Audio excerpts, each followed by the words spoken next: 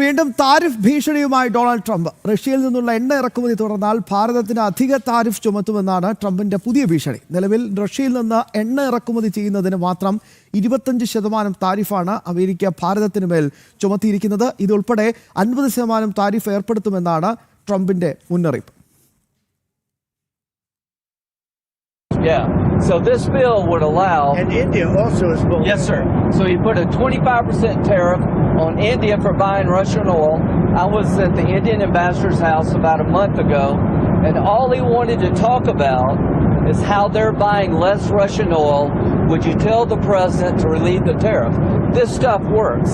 So I'm hoping we'll bring the bill up, and it's from 0 to 500. He picks the number. Nobody else does. But if you're buying cheap Russian oil, keeping Putin's war machine going, we're trying to give the president the ability to make that a hard choice by tariffs. I really do believe that what he did with India is the chief reason India is now buying substantially less Russian oil.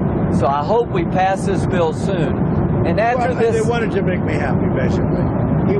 Modi's a very good man. Yes. He's a good guy. He knew I was not happy. And it was important to make me happy. They do trade. And we can raise tariffs on them very quickly, and it would be very bad for them. Mumbai ഭീകരാക്രമണ സമയത്ത് അന്ന് അമേരിക്കയുടെ പ്രഷറിന് മുമ്പാകെ പഞ്ചമുച്ചമടക്കി നിന്ന UPA സർക്കാരിൻ്റെ കാര്യമൊക്കെ പ്രിയപ്പെട്ട പ്രേക്ഷകർക്ക് അറിയാം. അന്ന് ആപ്കി അദാലത്ത് എന്ന ഒരു ഇന്ത്യ TVയുടെ അഭിമുഖ പരിപാടിയിൽ അന്നത്തെ മുഖ്യമന്ത്രിയായിരുന്ന നരേന്ദ്ര ദാമോദർ ദാസ് മോദി നൽകിയ ഒരു മറുപടിയുണ്ട്.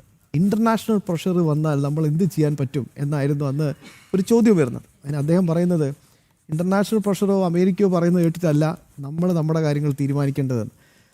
ആ മനുഷ്യനാണ് ഇന്ന് ഭാരതത്തെ നയിക്കുന്നത്. ഐസൻ ജോസ്, ഇവിടെ ഭരണം മാറിയൊന്നും ട്രംപിന് ഇതുവരെ മനസ്സിലാവുന്നില്ലേ? നയങ്ങൾ മാറ്റിയ കാര്യം ട്രംപിന് മനസ്സിലാവുന്നില്ലേ? ട്രംപ് പറയുന്നത് പോലെ അല്ലെങ്കിൽ അമേരിക്ക പറയുന്നത് പോലെയാണ് ഇവിടെ കാര്യങ്ങൾ നടക്കുന്നതെന്ന ആ ഒരു മൂഢ സ്വർഗത്തിൽ തന്നെയാണോ ട്രംപ് ഇപ്പോൾ നടക്കുന്നത്?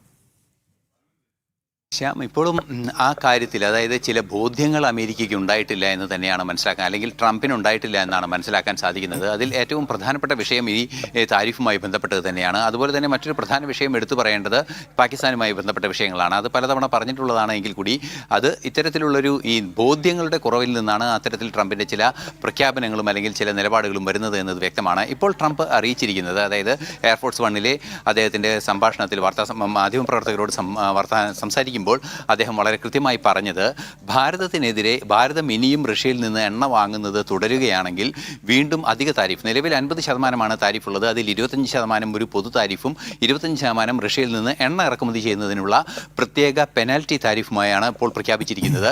ഈ താരിഫ് ഇനിയും റഷ്യയിൽ നിന്ന് എണ്ണ ഇറക്കുമതി ചെയ്യുന്നത് തുടരുകയാണെങ്കിൽ ഉയർത്താൻ നിർബന്ധിതരാകും. അതായത് എണ്ണ വ്യാപാരം, ട്രേഡ് തുടരുകയാണെങ്കിൽ, വീണ്ടും എണ്ണ ഇറക്കുമതി ചെയ്യുന്ന ട്രേഡ് തുടരുകയാണെങ്കിൽ വീണ്ടും താരിഫ് ഉയർത്താൻ തങ്ങൾ നിർബന്ധിതരാകുമെന്ന് കൃത്യമായി പറയുന്നുണ്ട്.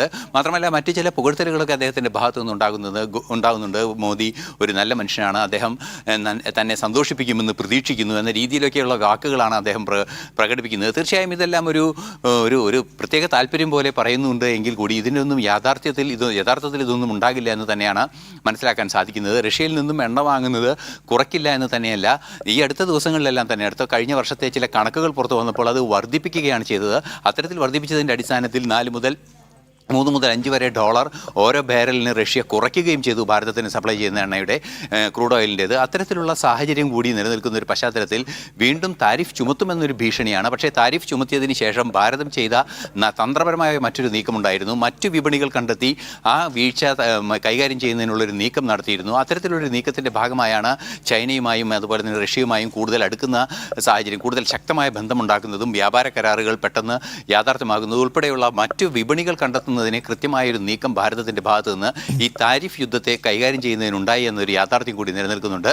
സ്വാഭാവികമായും ഇത് താരിഫ് ചുമത്തുക എന്നത് ട്രംപ് ചെയ്യുന്നു, അതിന് പരിഹാരം കാണുക എന്നത് ഭാരതം ചെയ്യുന്നു. ഇത് ഭീഷണിയായി തുടരുന്നു അല്ലെങ്കിൽ ഒരു മുന്നറിയിപ്പായി തുടരുന്നു, ഇതൊരു കലാപരിപാടി പോലെ ഇങ്ങനെ തുടർന്നുകൊണ്ട് പോകുന്നു എന്നതല്ലാതെ യഥാർത്ഥത്തിൽ അത് ഭാരതത്തിന്റെ സമ്പദ് രംഗത്തെ യാതൊരു തരത്തിലും ബാധിക്കുന്നില്ല എന്നതിന് തെളിവ് കൂടിയാണ് ഈ അടുത്ത കാലങ്ങളിലുണ്ടായ വളർച്ച കൂടി. അതായത് 8%-ലേറെ GDP വളർച്ചയുണ്ടായ ഒരു കാലഘട്ടം കൂടി ഭാരതം കണ്ടു എന്നതാണ് ഈ താരിഫിന് ശേഷവും ഉണ്ടായ ഒരവസ്ഥ. ജോസാണ് വിശദാംശങ്ങൾ നൽകിയത്.